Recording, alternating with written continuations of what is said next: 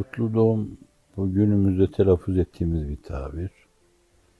Ama viladet değişik şekilleriyle Araplarda o ölçüde olup olmadığını bilmiyorum. Ama Devlet-i Aliye-i Osmaniye'nin vesayeti altında bulunan Raaya, hususiyle de bu Kuzey Afrika ülkeleri, Mağrip ülkeleri, buralarda biraz da o Turuk-u Aliye'nin tesiriyle, yani Şazellik gibi, Rufailik gibi, Bedevilik gibi tarikatlarla, Bağdat Hazreti Abdülkadir Geylani gibi, Asya Muhammed Bağdat Nakşibendi Hazretleri gibi şendi, neşeliydi, gürül gürüldü.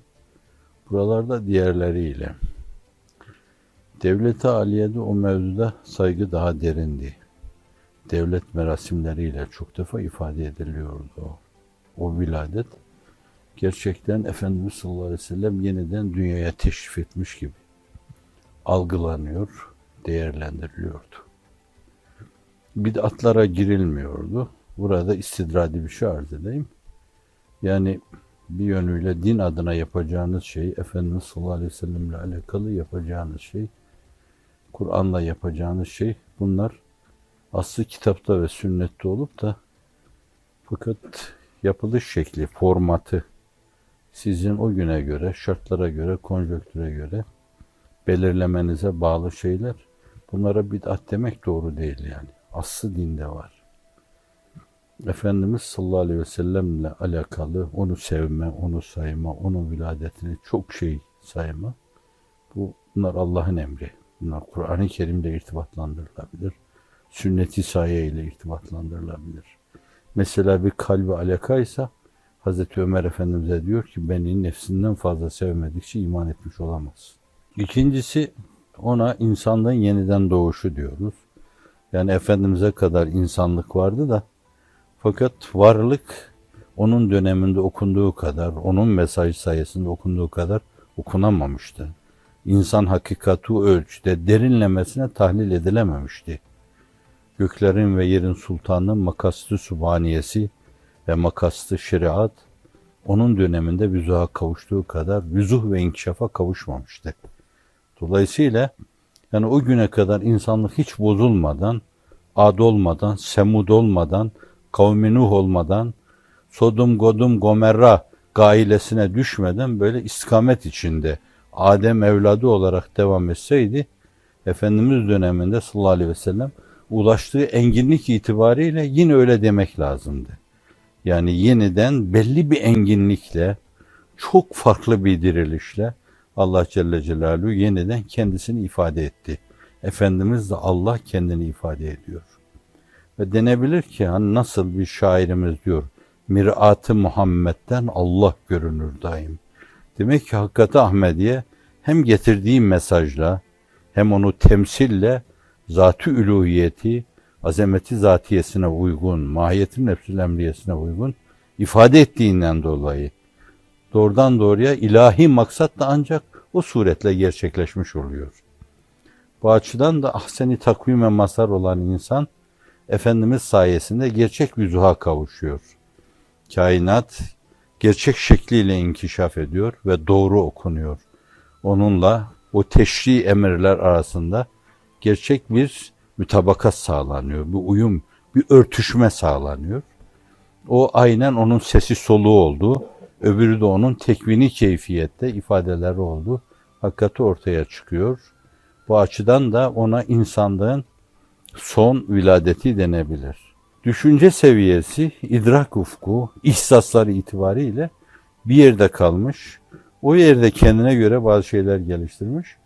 O insanları normal görmek, onların da kendilerini o zeminde ifade etmelerine fırsat vermek lazım. Küstürmemek, daraltmamak lazım. Fazla buluyorum. İkincisi bizim yaptığımız şeyler temelde ibadet değil, bid'at değildir dedim de ben. Yani Efendimiz'e saygı ifade ediliyor. Asıl dinin içine sokulan şeyler asıl olarak ve zırli olarak dinle irtibatı olmayan şeylerdir. Yani bid'atlar onlardır. Muhtes diyor ona. Yani sonradan icat edilmiş şeylerdir diyor. Yani Bunlar bizim ona karşı saygımızı ifade meselemiz. Efendimiz'e karşı saygımızı ifade etme meselemiz. Bir miracı Vehhabiler yapmıyorlar. Biz kutluyoruz. Ama işte o miracın manasına uygun bir şeyler yapıyoruz o gün. Bir regaibi başkaları yapmıyor, biz yapıyoruz. O geceyi boş geçirmeyelim diyoruz. Ve nitekim hocalarımız diyorlar, çok namaz kılın, istiğfar edin. Bunlar zaten temelde dinde olan şeylerdir. Şimdi halkı bir araya toplama, bir heyecan, dolu dolu bir heyecan çağlayanı, bir heyecan Niagara'sı meydana getirme, herkesin az buçuk ondan müteessir olmasını sağlama, az gönülleri yumuşatma, gözleri yaşatma. Eğer o yolla oluyorsa bence o mevzuda değişik argümanlar kullanılabilir, değişik enstrümanlar kullanılabilir. Şimdi Efendimizin namı celili geçince tabiatımızda mutlaka bir heyecan olmalı, bir ihtizaz olmalı bizim. Şimdi bu yoksa, böyle kuru laflarla anlatılıyorsa insanlığın iftihar tablosu, doğru boş geçer. Camide de boş geçiyor orada.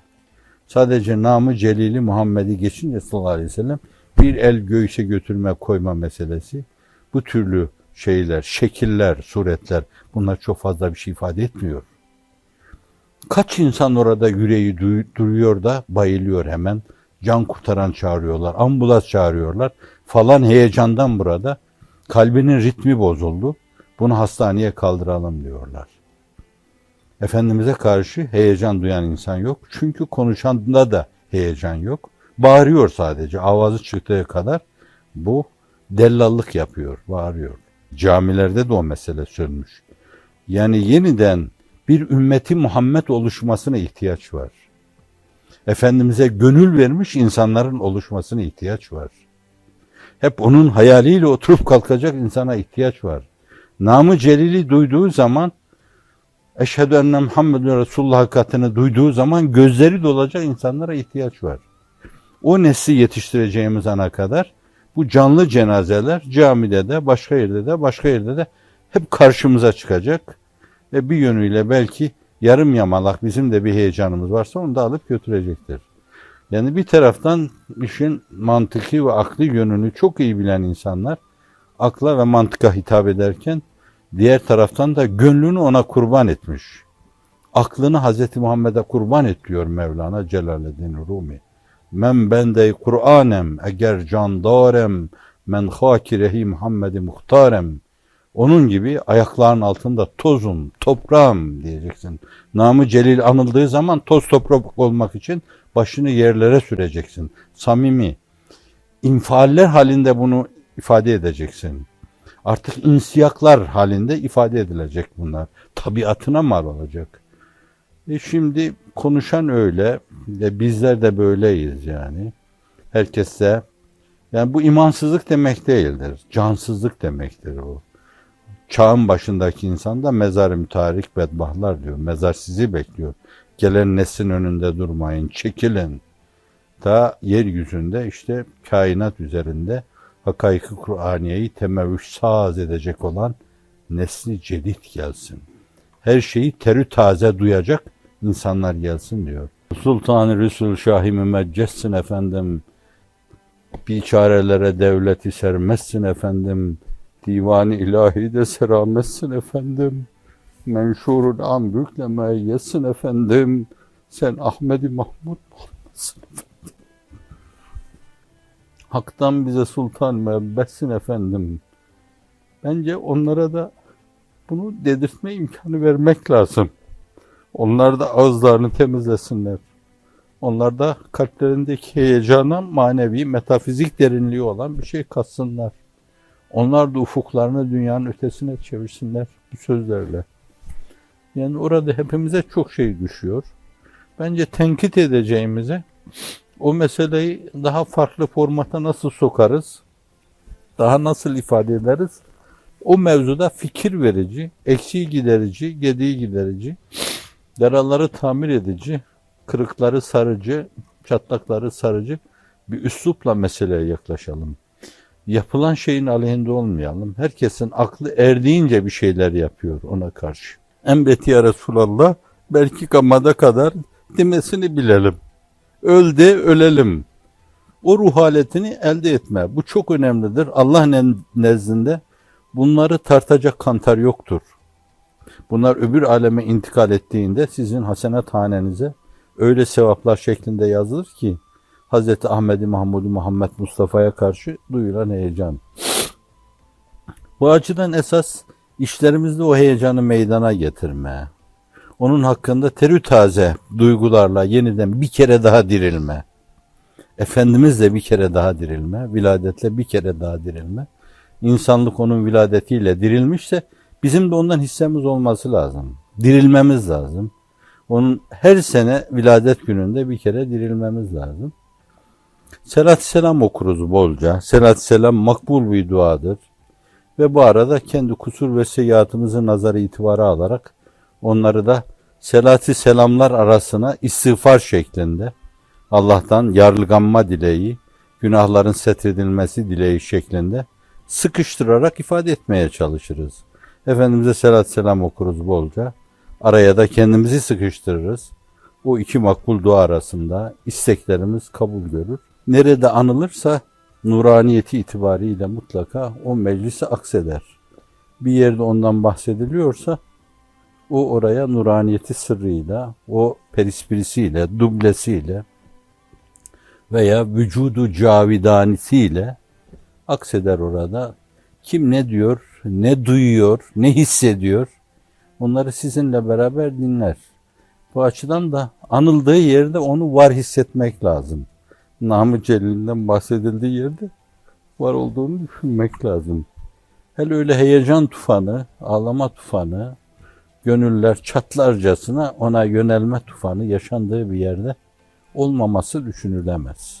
Allah'ın izniyle, inayetiyle o mahbubu ilahidir, o Habibullah'tır, o Muhibbullah'tır.